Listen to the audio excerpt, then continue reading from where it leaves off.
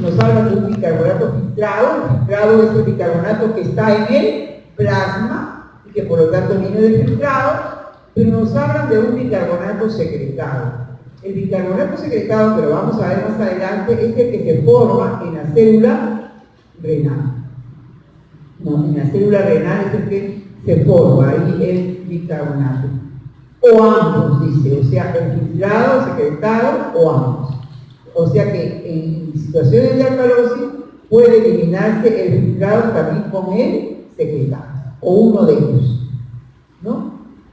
De ahí dice también reabsorbe bicarbonato. ¿Cuándo reabsorberá bicarbonato? ¿En una alcalosis o en una acidosis? En una acidosis, correcto. Y entonces, ¿y qué bicarbonato es el que reabsorbe? Es el bicarbonato secretado, o sea, aquel que vamos a ver que se forma en la célula renal, no el que está, que no viene en el plasma.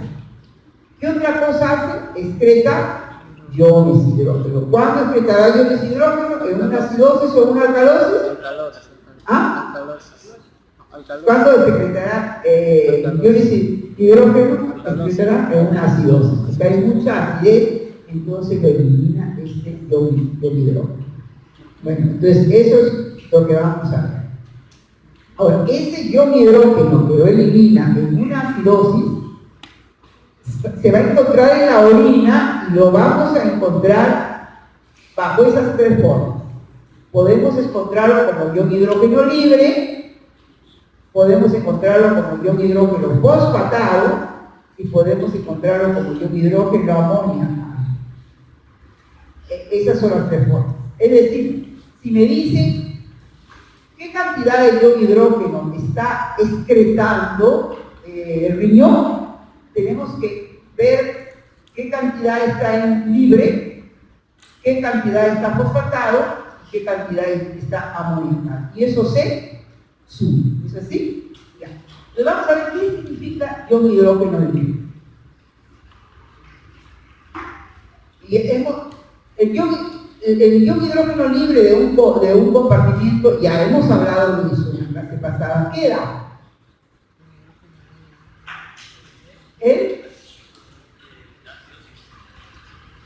Ya sí, pero da una medida. Es decir, ion hidrógeno, ¿qué es lo que nos está dando en este compartimiento? El pH del líquido.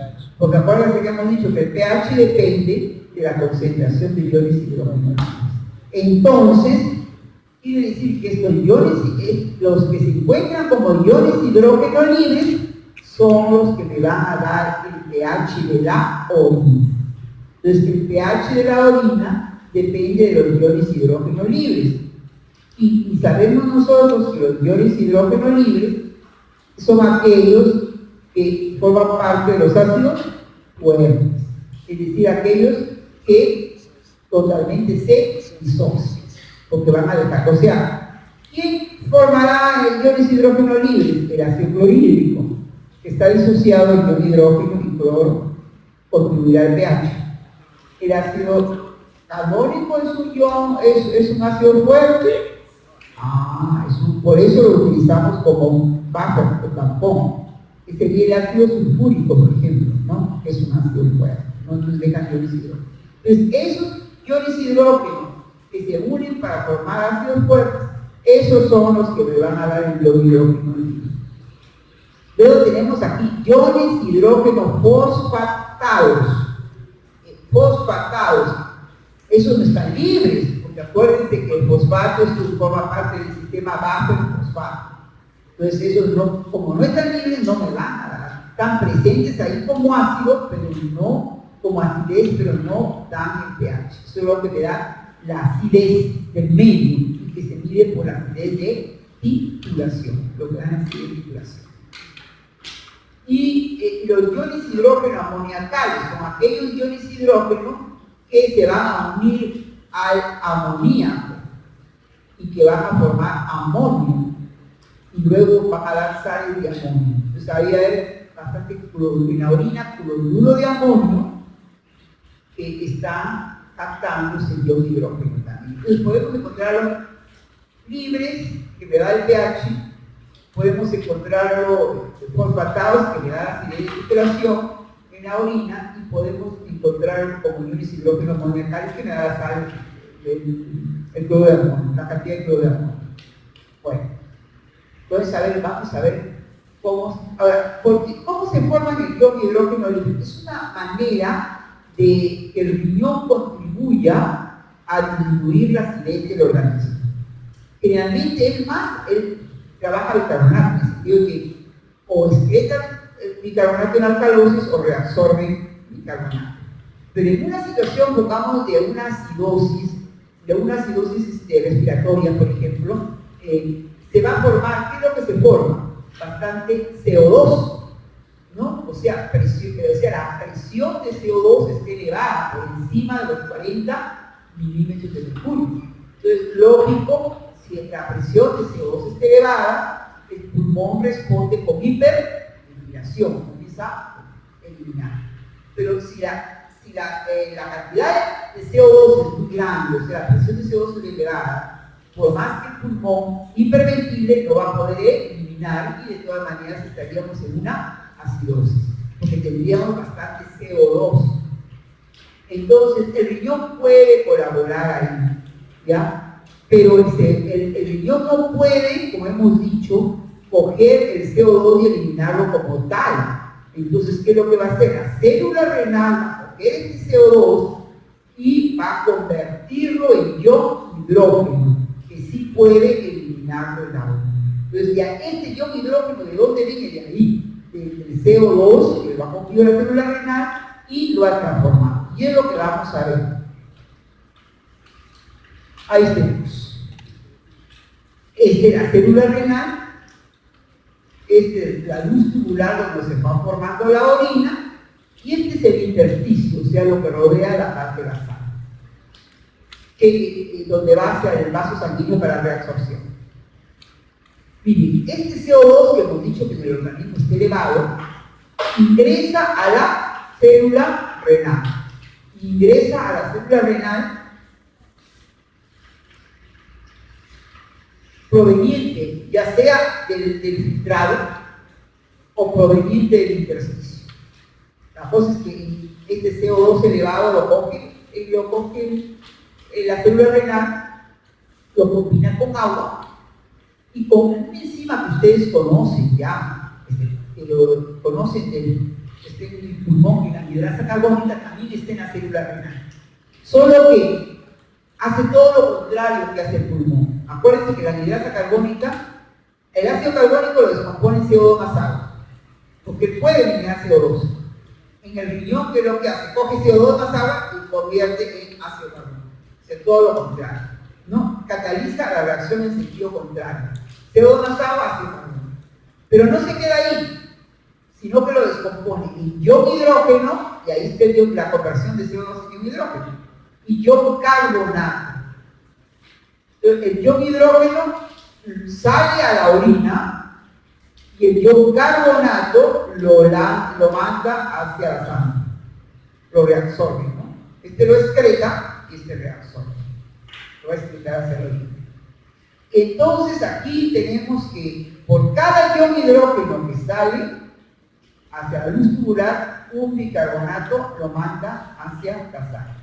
Está cumpliendo doble función en el caso de una acidosis, porque por un lado elimina acidez al eliminar el hidrógeno y por otro lado está mandando a la sangre alcalinidad a través del bicarbonato de sodio para amortiguar esa acidez.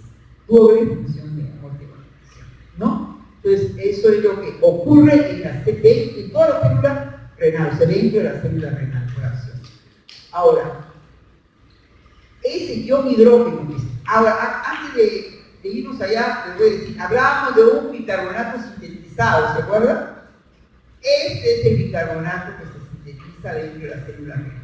No el que viene del filtrado, sino que se forma en la célula renal, porque en realidad ion bicarbonato y se está resolviendo sodio, se está resolviendo el bicarbonato de sodio. Bueno, ahora, este ion hidrógeno es el que sale a la luz tubular y este es el que lo vamos a encontrar como libre, como fosfatado y como amoniacal. Depende de con quién se quiere juntar ese ion hidrógeno, ¿no? Si se junta con un cloro, un sulfato, va a formar iones hidrógeno libre. Pero si de repente se junta con el ácido fosfórico, va a formar, con fosfato, va a formar un ácido débil y por lo tanto la siguiente titulación. Pero si de repente se junta con el amoníaco, va a formar amonio. Entonces depende su gusto de unirse ahí, ¿no? Entonces ahí, eso es lo siguiente. Miren, ahí tenemos. Otra forma, otro tipo de célula, la luz tubular, donde se va formando la orina, el intersticio y dos células unidas ahí, ¿no? Entonces, esta es una célula renal. La formación de ion hidrógeno es la misma. CO2 más agua, presencia de hidrasa carbónica, ácido carbónico, se descompone en ion hidrógeno y ion carbonato. El ion hidrógeno sale, el ion carbonato ingresa a la sangre. Este ion hidrógeno, por ejemplo, parece que se va a unir con el cloro. ¿Qué formaría? Ácido clorhídrico, pasa a la orina y va a estar disociado como ion hidrógeno libre. Este ion hidrógeno libre se quedaría en el pH de la orina. Ahora este cloro puede provenir del interior de la célula, como también puede provenir del filtrado. Y ahora que estamos hablando del pH de la orina, ¿cuál es el pH de la orina? El pH. ¿Ah? ¿0,4? ¿De qué? La orina no tiene un pH único. O sea, no es como en el caso de la sangre, ¿no? En el caso, la orina puede tener pH de valor desde 4.5 hasta 8. 4.5. Ahora, normalmente la orina es ácida, normalmente está por el pH 6, más o menos es ácida. Pero en situaciones de alcalosis puede tener un pH 8, por ejemplo, o sea, alcalino, ¿no? Puede tener. O en situaciones después de una alimentación rica en proteínas, también puede perder, ¿no? Entonces depende. Entonces, eso va a depender de la concentración de. Ahora veamos acá. Vemos que es misma formación, el ion hidrógeno sale, pero ahora se unió con el fosfato y formó ácido fosfórico. Un ácido débil que no va a estar disociado porque el ion hidrógeno está unido ahí y lo vamos a encontrar en la orina como tal, como ácido. Por lo tanto, me va a dar la acidez de titulación. Estos son los iones hidrógenos que me dan la acidez de titulación. O denominados iones hidrógeno fosfatados. Y luego después tenemos acá este ion hidrógeno que se une al amoníaco, al NH3. ¿El amoníaco de dónde proviene? De acá de la célula. Bien, proviene del metabolismo de los aminoácidos dentro de la célula. Están produciendo NH3, se une con ion hidrógeno, forma radical amonio, se une con cloro y tenemos el cloruro de amonio. Aparece en la orina como cloruro de amonio. Entonces, si yo mido qué cantidad de cloruro de amonio hay, estoy midiendo por cada mol de cloruro de amonio un ion hidrógeno que queda eliminado. Después hago la reacción. Entonces, estos son los iones hidrógeno amoniacales. Uno de los aminoácidos que contribuye bastante a la formación de amoníaco es la glutamina, que por acción de la glutaminasa da la acción de los NH3. ¿No? Bueno.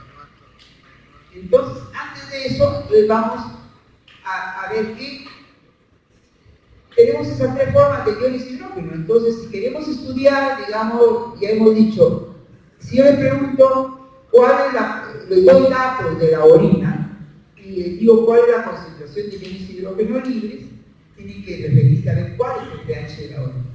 Entonces, pongamos el caso, si el pH de la orina es 5, entonces la concentración de iones hidrógeno será el logaritmo de 5, o sea, 10 a la 15. No, es una cantidad muy pequeña, pero dice a 5 es 0.00005. O sea, es una cantidad pequeña, pero que nos da la cantidad de pH, el tiraje de pH. Los iones hidrógenos fosfatados, midiendo la siguiente titulación. O sea, titulando esa orina con un álcali, viendo cuánto se gasta y haciendo el cálculo de álcali, haciendo el cálculo de concentración de ácido se encuentra. lo que es los iones hidrógeno amoniacales, midiendo qué concentración de iones amoníacos, qué tal concentración de cloruro de amonio hay, ¿no? Y haciendo la relación de un ion. Entonces, eso se suma y tenemos los totales. Pero como ustedes se han dado cuenta, la cantidad de iones hidrógeno líquido es muy pequeña, que en realidad a la hora de sumar es prácticamente despreciable, porque es acercarle ceros y ceros y ceros. Entonces, casi la totalidad de iones hidrógeno se encuentran como fosfatados y como amoníacos. ¿Cuál hay más? Hay más iones hidrógeno nuevos. O sea, más o menos la proporción es 60 de amoniacales y 40% de fosfatados. Más o menos. Lo que nos toca ahora es presentar los datos de orinas, una orina normal, una orina en alcalosis y una orina en acidosis, para ver cuáles son los cambios, o sea, que podemos observar en cuanto a los iones hidrógeno libres, a los fosfatados y a los alcalinos. No nos olvidemos de que en la célula renal se forma el bicarbonato sintetizado y que por cada ion hidrógeno que se va a formar, se forma un bicarbonato. O sea, hay un equilibrio. Entonces, si yo no sé qué cantidad de bicarbonato ha producido la célula, pero sé qué cantidad de ion hidrógeno, va a ser igual, ¿no? ¿Por qué? Porque, por ejemplo, si da 60 equivalentes de ion hidrógeno que secretaron, por esa, entonces también tendrán que ser 60 equivalentes de bicarbonato que también han sintetizado. Eso para lo que vamos a ver ahora, ¿no? Veamos ahí. Estos son los datos de una orina típica en la cual se le ha hecho un estudio del ácido básico. Ácido básico, es normal. Entonces, ¿qué significa? Normal, generalmente el pH es ácido, pH urinario 6. Ya. Bueno, esto me dará qué cosa? Me está dando la concentración de iones hidrógeno libres. Si yo doy estos datos y le digo cuál es la concentración de iones hidrógeno libres, te da 10 a la menos 6. Y después estoy indicando ácido, pero no me están diciendo ácido titulable, 20 nanomoles al día, amonio excretado, 40 nanomoles por día. Este ácido titulable me está dando los iones hidrógeno fosfatados. Si yo les pregunto qué concentración de iones, qué cantidad de iones hidrógeno fosfatados hay, es eso. Porque el fosfatado me da la acidez de titulación. Si me dicen que ácido titulable es 20 nanomoles por día, entonces los iones hidrógeno fosfatados son 20 nanomoles por día. El amonio, los iones hidrógeno amoniacales están dados por esto, por el amonio excretado. Los iones hidrógeno amoniacales 40 nanomoles por día, ¿no? Ahora, si yo les pregunto cuál es la concentración total de iones hidrógeno excretados, la suma, ¿no? Entonces sería, claro, 40 más 20, 60 nanomoles por día, porque esto es casi, es agregarle 0,0, 60. Y si yo les pregunto cuál es la concentración de bicarbonato sintetizado, sería, ¿cuánto? Acuérdense, se han producido 60 nanomoles por día de iones hidrógeno. Por lo tanto, ¿cuánto de bicarbonato se ha producido? Acabamos de decir, ¿cuánto? 60. Es lo mismo, 1 a 1, decíamos, ¿no? Entonces también se ha tenido que producir 60. Pero de los 60 bicarbonatos que se han producido, uno se está excretando. Uno aparece en nanomol por día, aparece en la orina. Por lo tanto, ¿cuánto se ha reabsorbido? 50. Ahí decimos todo. Eso es lo normal. ¿Y qué otra cosa podemos deducir aquí? Los iones hidrógeno amoniacales es más que los iones hidrógeno fosfatados. Veamos qué pasa con los disturbios en alcalosis. Si el organismo está en alcalosis, ¿le interesaría eliminar iones hidrógeno? No, porque está en alcalosis, necesita los iones hidrógeno para amortiguar la alcalosis. Por lo tanto, ¿qué vemos aquí? Ácido titulable, nada. Amonio, nada. ¿Y qué me está indicando que esté en alcalosis? La orina, el pH de la orina. 8, ¿no? 8. O sea, una concentración de iones hidrógeno 10 a la menos 8. ¿Y qué es lo que, como está en alcalosis, decidí eliminar bicarbonato? Elimina el bicarbonato, 80 nanomoles por día. Y acuérdense que en condiciones normales era 1 nanomol por día, pero ahora como está en un estado de alcalosis de gran cantidad, 80 nanomoles por día. ¿Y qué pasará en el estado de una acidosis? Veamos. Hay acidosis y el pH casi cercano a 4.5, bien ácido. Entonces, lógico, si hay una acidosis va a eliminar más del hidrógeno, por lo tanto, ¿quiénes van a estar más? El ácido titulable, o sea, los iones fosfatados, 40 ha aumentado, que eran 20, y el amoniscletado también ha aumentado a 160. ¿Cuál es la cantidad de iones de hidrógeno total? 160 más 40 son 200. Entonces, se está detectando 200. ¿Cuál es la cantidad de bicarbonato sintetizado? También 200. ¿Hay bicarbonato en la orina? Nada, porque hay una acidosis. Quiere decir que esos 200 se han reabsorbido para amortiguar la acidosis. Entonces, y por último, para indicar qué alteraciones en el equilibrio ácido-básico son comunes, generalmente hablamos de acidosis y alcalosis, como saben, respiratoria, que se refiere al CO2, y generalmente hablamos de metabólica, lo que referimos al bicarbonato o a productos del metabolismo. Tenemos aquí acidosis respiratoria. ¿Cuándo habrá acidosis respiratoria? Cuando la presión de CO2 está elevada. ¿Cuándo está elevada? Siempre que hay situaciones de hipoventilación, o sea, cuando el pulmón no puede respirar bien, no puede eliminar el CO2 y es toda situación de hipoventilación.